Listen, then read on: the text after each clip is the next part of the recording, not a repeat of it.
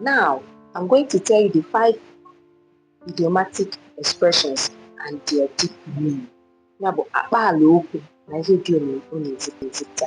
Nke mbụ, ọ bụghị mmadụ kpọrọ mmụọ, kama ọ bụ mmụọ kpọrọ mmadụ. In English, it is not a man that calls the spirit, but the spirit that calls the man.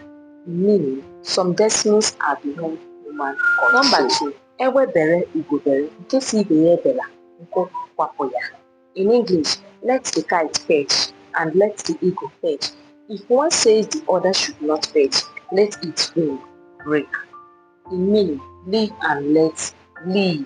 There should be peace and fairness among people. Nke atọ, onye fee eze, eze ruo ụlọ ya. In English, he who serves the king will have the king visit him. Meaning, loyalty and services are rewarded in due time. Nke anọ, ihe onye metara ya ruru.